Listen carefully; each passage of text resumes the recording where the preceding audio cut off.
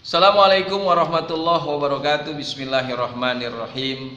Nawaitu ta'aluma wa ta'lim wa tuzakkira wa tazkir wa naf'a wal intifa'a wal ifadata wal istifadah wal hassa ala tamasuki bi kitabillahi wa sunnati rasuli wa da'a ilal huda wa dalalata alal khair ibtigo'a mardatihi wa sawabihi wa qurbihi. Apa kabar anak-anakku sekalian, siswa dan siswi Madrasah Sanawiyah di kelas 8 yang saya cintai, siswa-siswi Madrasah Sanawiyah MTS Nurul Falah. Tentunya pada kesempatan yang baik ini saya ingin menyampaikan selamat menunaikan ibadah puasa kepada anak-anakku sekalian, siswa dan siswi di kelas 8. Mudah-mudahan puasanya puasa yang terbaik. Ya, sudah 8 hari. Hari ini kita melaksanakan ibadah puasa. Harapan saya puasa kalian full 1 bulan, tidak ada yang bolong, tidak ada yang jebol, karena sudah mukallaf, punya kewajiban untuk melaksanakan ibadah puasa. Ya, mudah-mudahan kalian diberikan kekuatan.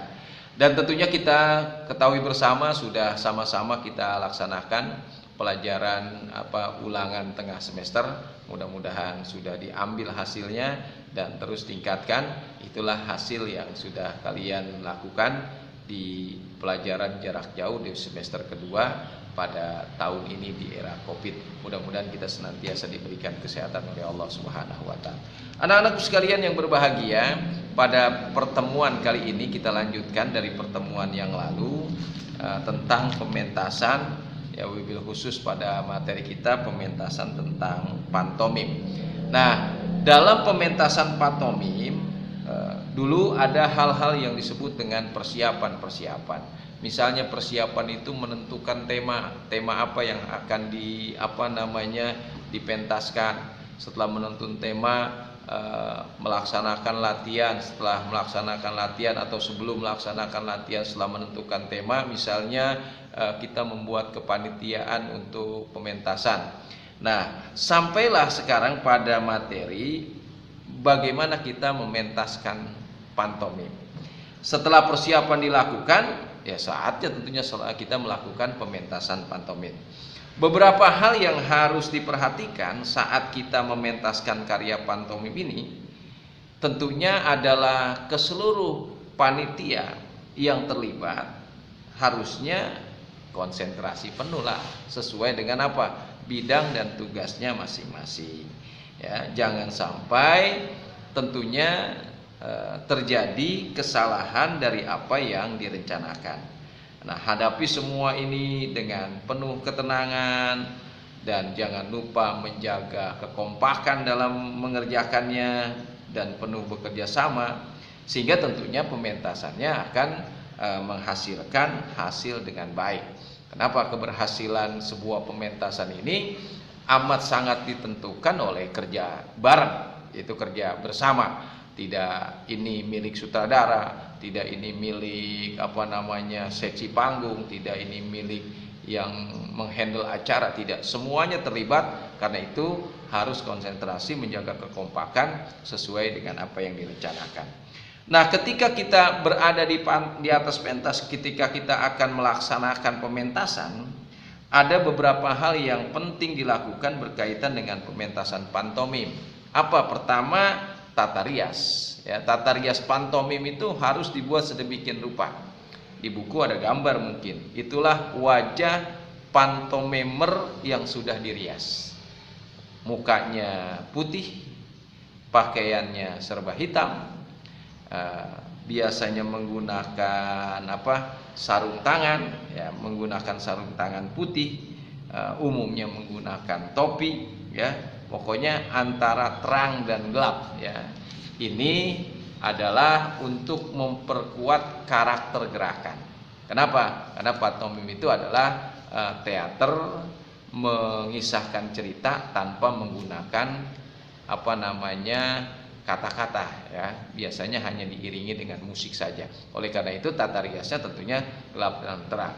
Nah, tata rias ini adalah seni apa? Seni menghias wajah dan tubuh pemain sehingga dapat mengubah penampilan fisiknya yang lebih mirip dengan tokoh yang dibawakan.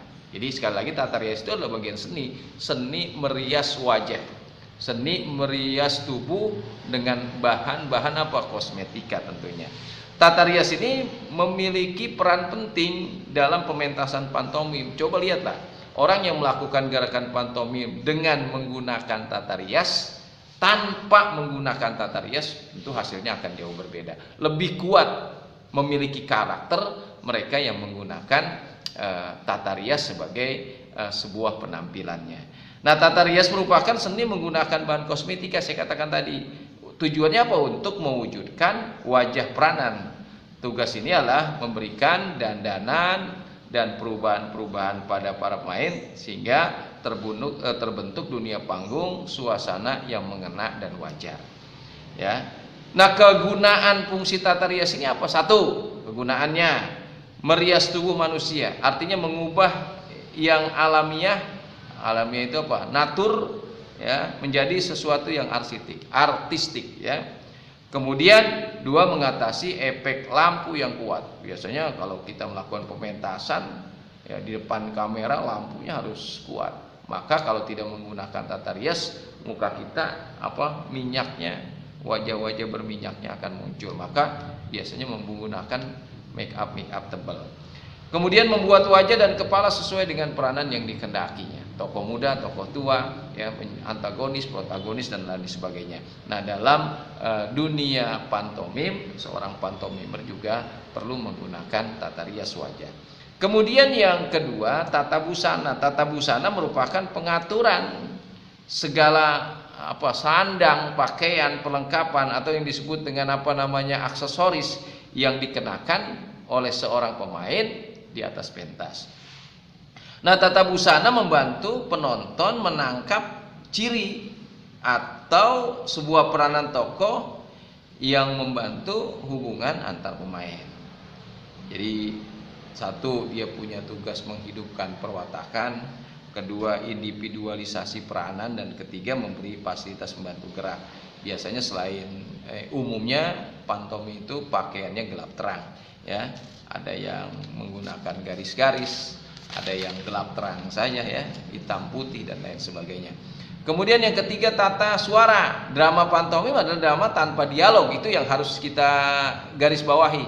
Drama yang tanpa menggunakan dialog. Maka tata suaranya di sini mencakup hanya aspek musik pengiring sebagai ilustrasi suasana. Nah, ini juga perlu penempatan yang matang. Musik pengiring dengan menggunakan kaset zaman dulu atau CD, atau sekarang sudah menggunakan yang lebih canggih lagi. Nah, bunyi-bunyi yang digunakan ini adalah tujuannya untuk mendukung adegan yang dimainkan oleh seorang pantomimer. Warna suara tiap alat musik tentunya akan memberikan suasana yang beda. Nah, ini. Kemudian yang ketiga, tata panggung. Tata panggung ini ada beberapa jenis tata panggung yang sudah kita pelajari pada pertemuan yang lalu. Panggung ada yang berbentuk lingkaran, ada yang berbentuk tapal kuda, atau panggung indoor, atau panggung outdoor, ya. Nah, ini juga perlu tata suara yang memadai karena adanya gangguan dari sekeliling, penataan suara akan berbeda hasilnya. Jadi tata panggung ini harus direncanakan sedemikian rupa. Kemudian yang kelima, tata lampu. Tata lampu ini menjadi penting, ya.